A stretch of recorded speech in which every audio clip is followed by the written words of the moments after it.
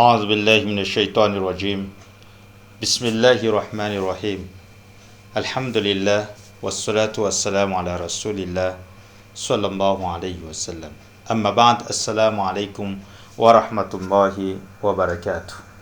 فندنت نمانتني أرابا وانسكريتا panaraka tsy tapaka ny fahitalavitry ny TVM amin'ny ity fandaharana émission islamique spécial ramadany amin'ny ity androany ity. Raha lasana vavy anatin'ny finoana islam efa herinandro lasa zay ary efa 10 andro lasa zay tamin'ny volana Ramadan. Androantsika dia haka lohahevitra anankiray izay misy fifandraisany betsaka amin'ny volana Ramadan. Tsinona zany lohahevitra zany fa al-infaqu fi sabilillah, ny famohanao ny ampahankarenanao mba hanampinao ny namana amin'ny fotony Allah na nohon'ny tompo Allah subhanahu wa ta'ala no hanovanao an'izany zavatra izany. Mamantsika Aisha radhiyallahu ta'ala anha mitantara amin'ny hadis manao hoe kana Rasulullah sallallahu alayhi wa sallam ajwadun nas wa ajwad ma yakunu fi Ramadan. Ipaminany sallallahu alayhi wa sallam izy dia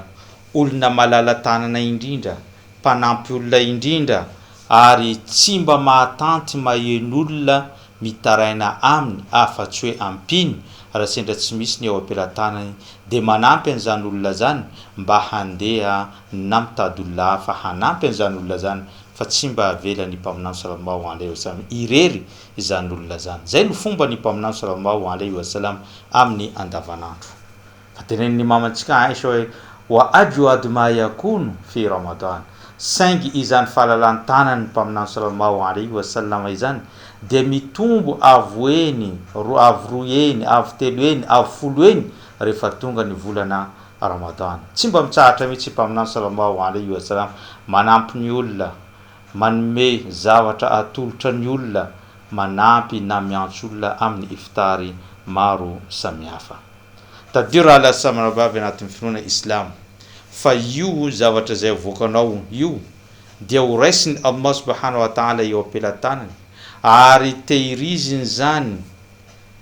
ary ampitombony zany mitombo ary amin'ny andro farany ho lasa alokaloka izay entinao miatrika ny tombo Allah subhanahu wa ta'ala amin'ny andro farany.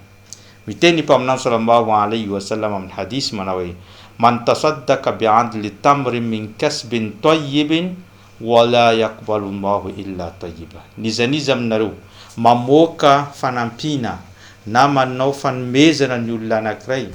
amin'ny zavatra madio halal no navoakany, zany hoe source madio no nazoana an'le vola ka nanampy ny olona izy ary tombo Allah subhanahu wa ta'ala fantary fa tsy mandray afatry zavatra madio halal ihany koa dia tombo Allah subhanahu wa ta'ala fa inna Allah yatakabbaluha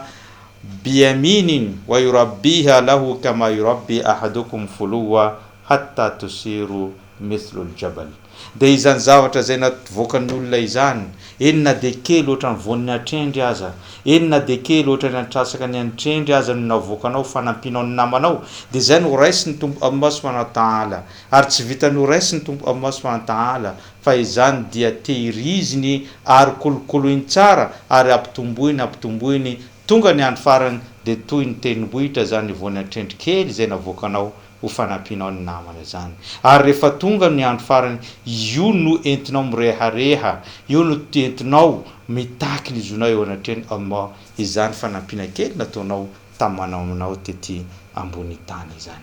Zany nahatonga ireo mpanaradiany mpaminany sallallahu alayhi wasallam tsy mba mahatanty mihitsy raha vomare ny namany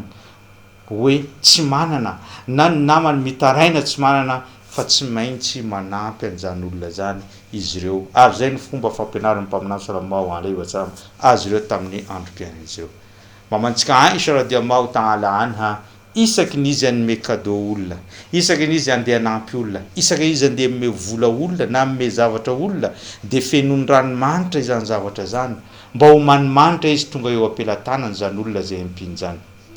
Gaga ny olona teo akaiky rehetrarehetra manontany azy hoe fa maninona re ianao manao an'izany zavatra zany, fenona ranomanitra zavatra andeha atolotra olona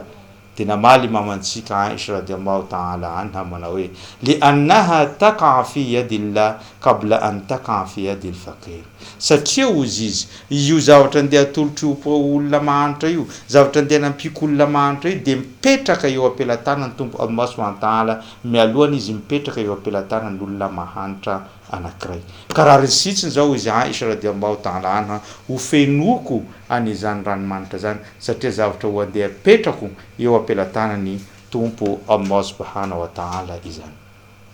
Tadio ihany koa fa nisan'ny tombontsoa lehibe azonao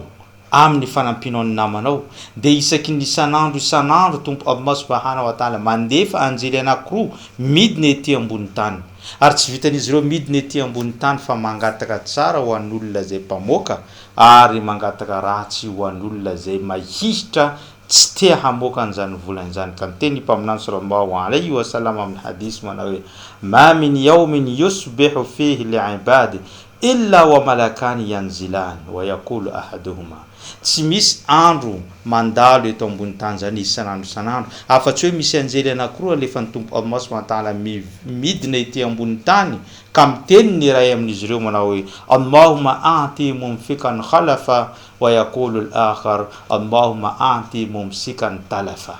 Teneny ny mpaminany sallallahu alaihi wasallam ny iray amin'ireo hanjely reo dia mangataka amin'ny tompo Allah subhanahu wa ta'ala ka miteny manao hoe tompo Allah ampitombo avoeny ampitombo apiroboroboy ny harinan'ny olona zay mazoto mamoaka manampy ny namany,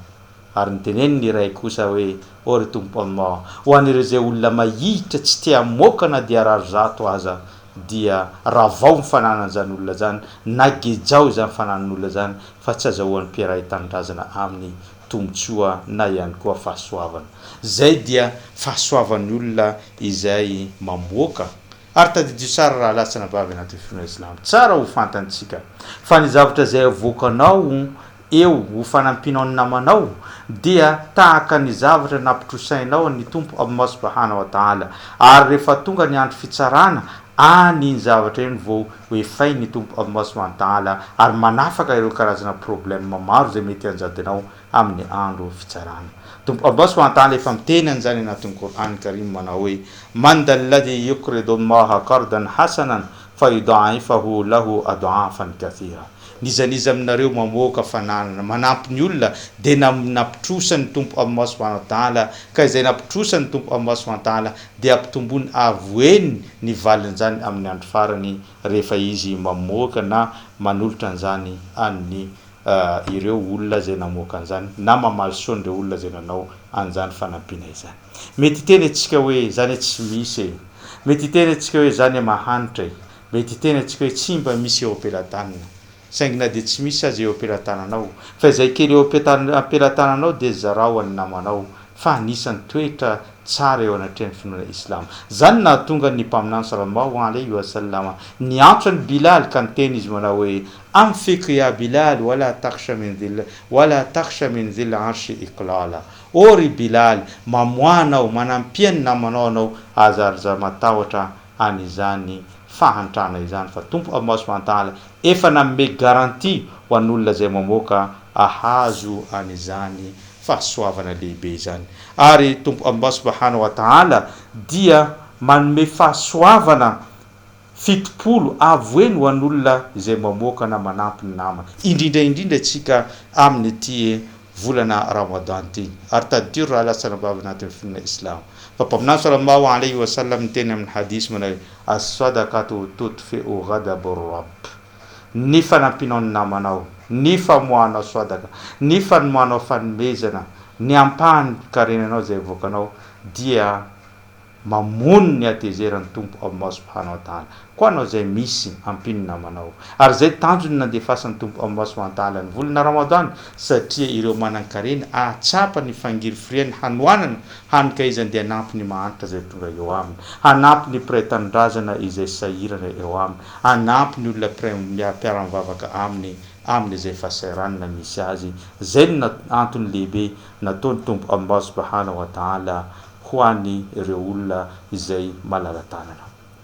Tadio raha lasana vavy anatin'ny finoana Islam entintsika amaranina azy fa ny olona malala tanana dia eo akaikin'ny Allah subhanahu wa ta'ala. Miteny mpaminany sallallahu alayhi wa sallam amin'ny hadis manao hoe al-karim qaribun min Allah qaribun min an-nas qaribun min al-janna ba'idun anin nar. Ny olona malala-tanana dia eo akaikin'ny Allah lalandava. Ny olona malala-tanana dia eo akaikin'ny olombelona lalandava. Ny olona malala-tanana dia akaikin'ny paradisa lalandava ary manalavitra an'izany afobe zany. Fa ny fanohitran' zany wal bakhil ba'id anillah ba'id anin nas ba'id anil janna qaribun minan nar. Fa ny olona mahitra kosa manalavitra ny Allah, manalavitra ny olombelona, manalavitra ny paradisa ary manakaiky ny afobe ny olona mahitra. Zay dia anatra ho antsika indrindra fehezana dia ampio ny namanao zay sahirana, ampio ny olona zay mety sahirana eo amin'ny fiarahamonina zay misy anao, fa izay no tombotsoa na ihany koa ampivoatra ny fiainantsika zanak'olombelona eto ambony tany. Zay ngamba no fandaharantsika tamin'ity androany ity. Isorako anao nanaraka an'izany hatrana-piandohana ka hatramin'izao fiafaran'izao ny tenako dia mametraka mandrapitafa ho amin'ny raha ampitso indray. Wassalamu alaikum wa rahmatullahi wa barakatuh.